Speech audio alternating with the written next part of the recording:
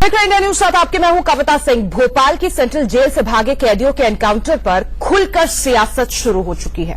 Encounter से जुड़े कुछ नए वीडियो भी सामने आए हैं। इन वीडियो को लेकर भी अलग अलग दावे और सवाल किए जा रहे हैं। और इसी बीच आपको बता दें, सिमी आतंकियों के हाथों शहीद हुए हेड कांस्टेबल रमाशंकर यादव को आज भोपाल में अंतिम विदाई दी गई। मुख्यमंत्री शिवराज सिंह चौहान भी शहीद को श्रद्धांजलि देने पहुंचे। दो तस्वीरें हम आपको दिखा रहे हैं। और इस दौरान शिवराज सिंह चौहान से सवाल जब पूछे गए तो उन्होंने तीखा प्रहार कर दिया। इस एनकाउंटर से जुड़ी कुछ बातें जरूर है जिन पर सवाल खड़े हो रहे हैं और इन्हीं का सहारा लेकर विपक्षी पार्टियां शिवराज सरकार को कटघरे में खड़ा करने की कोशिश कर रही हैं। रोड में लगाना गाड़ी को। क्या कारण है कि खंडवा में से निकलते हैं तो सीमी के मुसलमान निकलते हैं जेल तोड़ के, कोई हिंदू नहीं निकलता। भोपाल से भी जेल तोड़ते हैं तो मुसलमान के सीमी लड़के निकालते हैं, मुसलमान धर्म के सीमी के लोग ही जेल तोड़ते हैं, कोई हिंदू नहीं निकलता। और जब जेल टूटती है तो उसमें मुसलमान ही भागते, हिंदू नहीं भागते। इस प्रकार के वीडियो आ रहे हैं, उसमें लगता है कहीं ना कहीं गड़बड़ है। अब ये दुर्दांत आतंकवादी थे, ये मारे आतंकवादी थे, ये मारे गए। पता नहीं बाहर जाके क्या कहर बरपाते अगर निकल जाते। लेकिन इनके लिए आसमान सर को उठाने की कोशिश हो रही है। और शहीदों की शहादत के बारे में दो शब्द नहीं बोले गए। लानत है ऐसी राजनीति पर और लानत है ऐसे नेताओं पर भी। पुलिस ने मजबूरन नहीं, जानबूझकर एनकाउंटर किया। ये 5 आदमी हमसे बातचीत कर रहे हैं, 3 आदमी वहाँ पीछे सकने की फिराक में। क्या आतंकियों से सरेंडर कराया जा सकता था? मध्य प्रदेश की सरकार ही इन लोगों को भागने का अवसर तो नहीं दे रही है। शवों के पास हथियार नहीं थे, पुलिस पर हमला कैसे किया? पत्थर ढेले कर लिए थे, उनने टकराव कर रहे थे। पुलिस नीचे वाली पे और ऊपर से जो घेरा डाला था उन्होंने इनकाउंटर करा। आतंकियों को नजदीक से गोली क्यों मारी गई?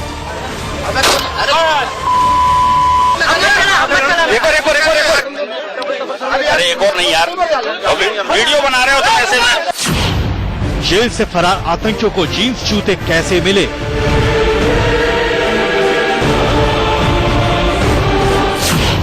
आतंकियों की कलाई में घड़ी कहां से आई? 20-25 फुट ऊंची दीवार पर चादर की रस्सी कैसे फंसाई? ये जो दीवार दिखाई दे रही है, इसी को जो है यहाँ 8 सीमी आतंकी इसी को पार करके, इसी को कूद करके भागे थे। आतंकियों ने जेल की सेल का लॉक कैसे खोला?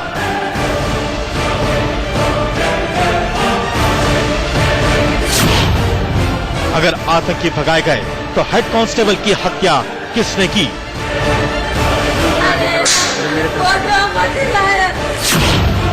ISO सर्टिफाइड जेल में ज्यादातर स्टाफ को दिवाली की छुट्टी क्यों दी गई?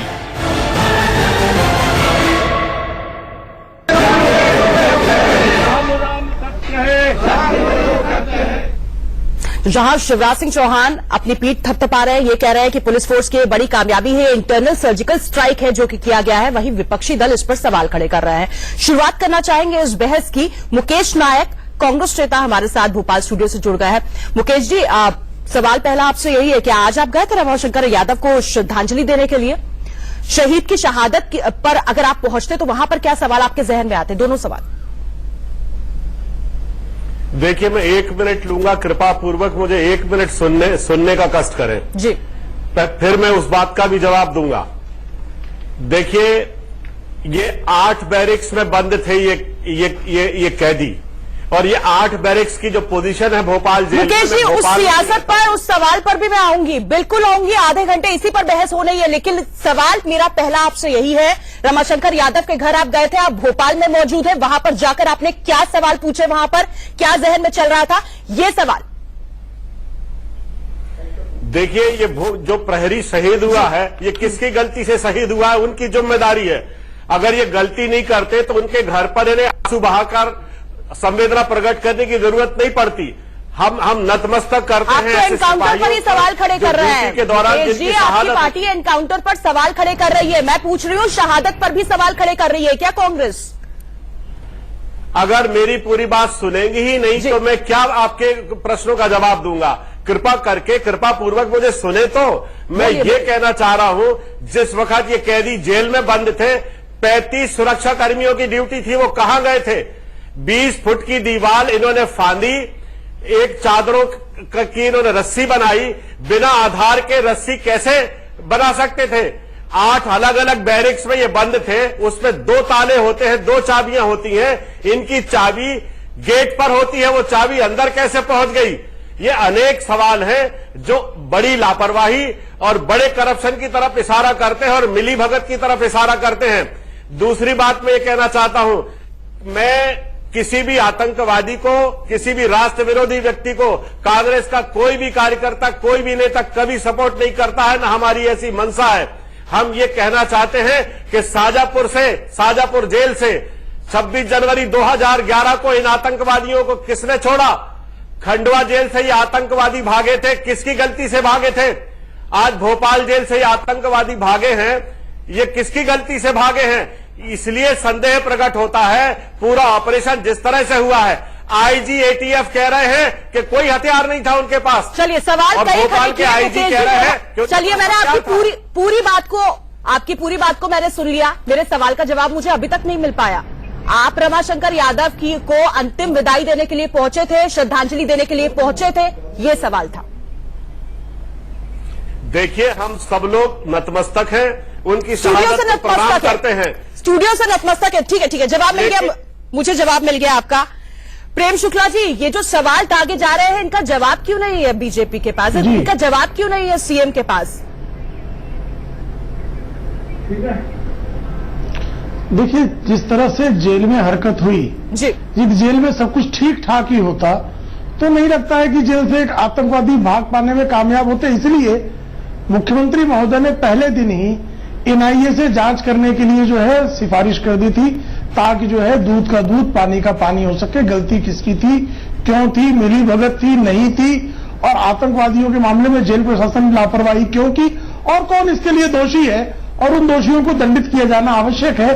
इस दृष्टि से ही ये जांच का आदेश दिया गया। अब प्रश्न पैदा होता है कि जो वहां पर सिपाही शहीद हुआ है, क्या उसके प्रति सहानुभूति का भाव दिग्विजय सिंह जी के बयान में आता है? तो नहीं आता है। आप जो है आतंकवादी सच्चा है, आतंकवादी जो है वो सचमुच के आतंकवादी थे, उसमें कोई नकली आतंकवादी नहीं था, वो जेल तोड़कर भागे, ये भी सत्य है। अहिरवार का बयान जो उसमें दूसरा कांस्टेबल है वो साफ तौर पर बता रहा है।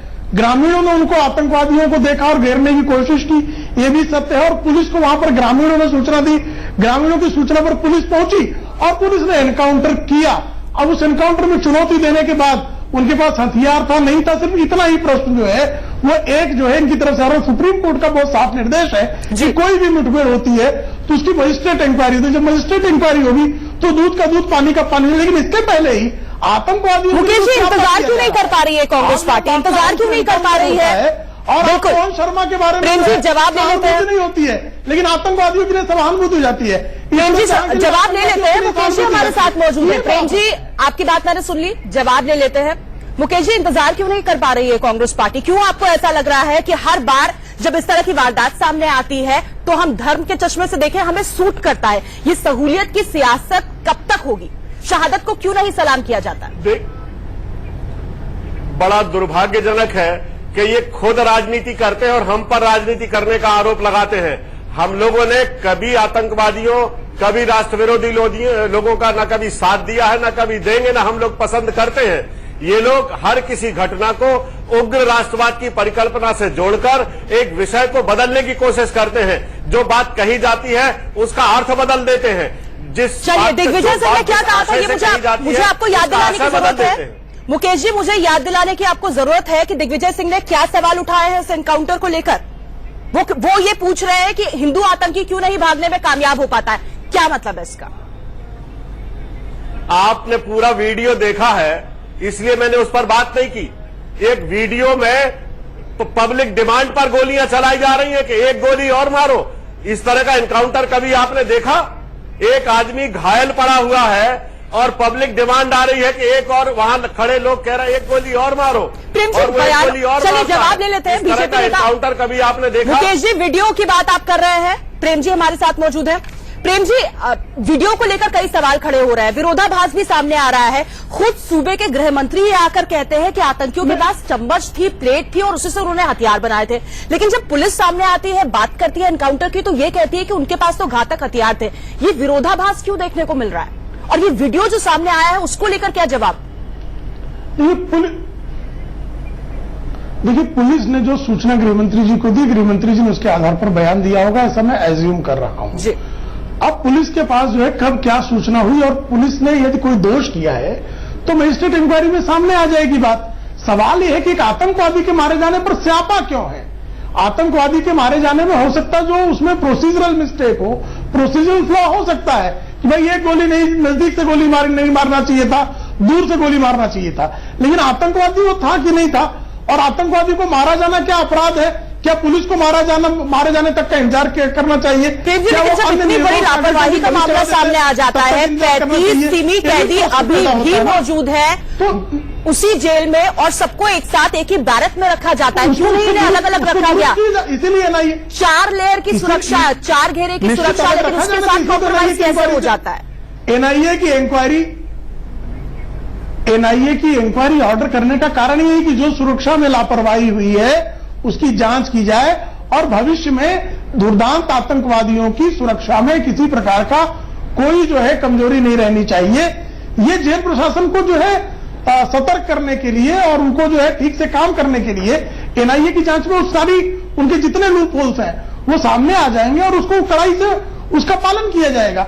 अब जो है आतंकवाद पर धर्म की राजनीति, मैं इनसे एक प्रश्न करना चाहता हूं, अगर आप अनुमति दें और मुकेश जी, एक ब्रेक के लिए मुझे रुकना होगा, लेकिन जब वापस लौटेंगे तो जो प्रश्न आप करना चाहते थे उसका भी हम जवाब देंगे। और साथ ही साथ सवाल यह भी होगा कि हर बात को सर्जिकल स्ट्राइक से ही जोड़कर क्यों चल रही है बीजेपी? सूबे के सीएम जब इतने बड़े एनकाउंटर की बात करते हैं और पुलिस की कामयाबी की बात करते हैं तो साथ ही साथ उसे इंटरनल सर्जिकल स्ट्राइक की संज्ञा क्यों दे देते हैं?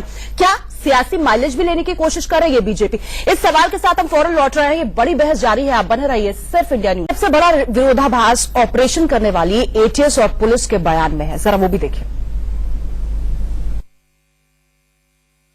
इनके पास हथियार थे, क्रॉस फायरिंग हुई थी और पुलिस की टीम ने और सीटीजी और एसटीएफ वालों ने बड़ी बहादुरी के साथ एक इतने गंभीर अपराधियों को लिक्विडेट किया। ये छुपे हुए थे यहीं पर और 8 के 8 और इन्होंने पत्थर फेंकना शुरू कर दिया। पत्थर फेंकना शुरू किया। जब इनको 8 को देख लिया तो जो पत्थर फेंकना किया तो एक हमारे जवान को भी पत्थर लगा। उसके बाद जब पहचान लिया, क्योंकि वो तो दे रहा है ना, फोटो भी हमारे पास थे, पहचान लिया तो शुरू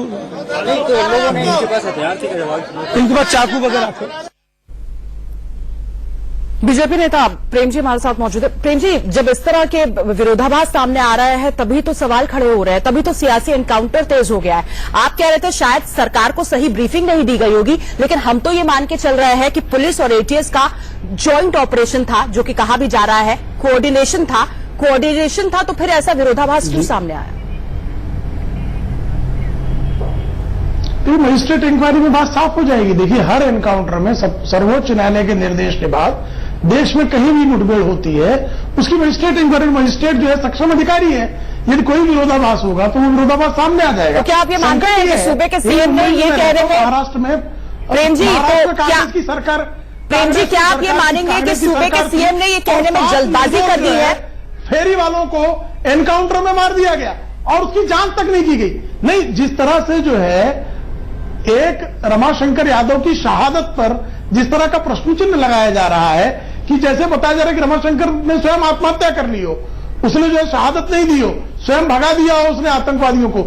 इस तरह का जो प्रयास किया जा रहा है दिग्विजय 26/11 के मामले में, उन्होंने कहा कि आरएसएस ने हमला कराया कसाब के हमले के बाद। तो इस तरह का बयान बारंबार, उस सियासत पर आएंगे प्रेम जी, उस सियासत पर भी आएंगे, लेकिन ये बताइए आप 7 लोगों की हर सवाल का जवाब है कि इंक्वायरी रिपोर्ट का इंतजार करिए। लेकिन धर्म विशेष के लोगों पर यदि मुठभेड़ में मारे जाते हैं तो उस पर जिस तरह की सियासत की जाती है उसको बिल्कुल सियासत नहीं होनी चाहिए। और जिस तरह से धार्मिक उन्माद फैलाया जाता है, बिल्कुल जिस तरह का विभाजन किया जाता है, वो बहुत दुर्भाग्यपूर्ण है। और प्रेम जी दुर्भाग्यपूर्ण है, ऐसा नहीं होना चाहिए, लेकिन फिर जो सवाल हो रहे हैं उनको डग भी नहीं करना चाहिए। के पक्ष में ही क्यों रो रहे हैं? जी जी प्रेम जी, हर सवाल का कोई डंप नहीं कर रहा। मजिस्ट्रेट इंक्वायरी में ये बात सामने आ ही जाएगी ना। चलिए फिर इंटरनल सर्जिकल स्ट्राइक की बात क्यों आ रही है? इंतजार तो करिए इंक्वायरी रिपोर्ट के सामने आने का। मुकेश जी, हर बात पर सियासत किया ना पुलिस। दिग्विजय सिंह के ट्विटर अकाउंट पर अगर हम जाएं, मुकेश जी कम से कम 20 ट्वीट उन्होंने किए हैं और हर ट्वीट पर उन्होंने सिमी को लेकर सवाल किए हैं, एनकाउंटर को लेकर सवाल किए हैं। लेकिन मुझे बहुत अफसोस के साथ यह कहना पड़ा है कि एक भी ट्वीट उन्होंने रमाशंकर यादव के लिए नहीं किया। शहादत को लेकर इस तरह की सियासत ठीक है क्या? अगर मुझे आप अनुमति दें तो प्रेम शुक्ला से मैं 1-2 प्रश्न पूछना चाहता हूं, एक लाइन के हैं। पहला प्रश्न यह है कि शाजापुर जेल से ये आतंकवादी भागे थे, ये कांग्रेस की गलती थी क्या? शाजापुर जेल से इन्हें छोड़ा गया था सरकार के द्वारा।